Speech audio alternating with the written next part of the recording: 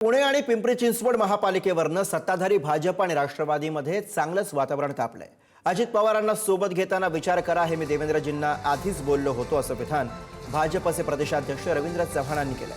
दरम्यान अजित पवारांना महायुतीमध्ये घेतल्याचा पश्चाताप होतोय का, या प्रश्नावरती रवींद्र चव्हाण यांनी होय असं उत्तर दिलं। त्यामुळे आता यावर अजित पवार काय उत्तर देतात हे पाहणं महत्त्वाचं असेल।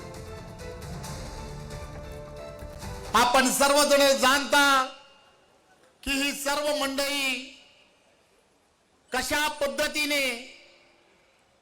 पद्धतीने आपल्या बरोबर जोडली गेली।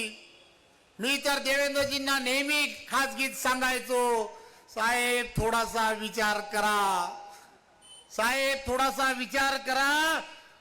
पुणे आणि पिंपरी चिंचवडचे कार्यकर्ते हे मला रोज सांगतायत, थोडासा विचार करा। म्हणाले की देवेंद्रजींना सांगत होतो काही लोकांना सोबत घेऊ नका, आता सोबत घेतलं तर पश्चाताप होतोय का? हो, कार्यकर्ते रोज मला सांगतात, प्रदेशाचा अध्यक्ष आहे त्यामुळे ते सांगण्याचा प्रयत्न केला।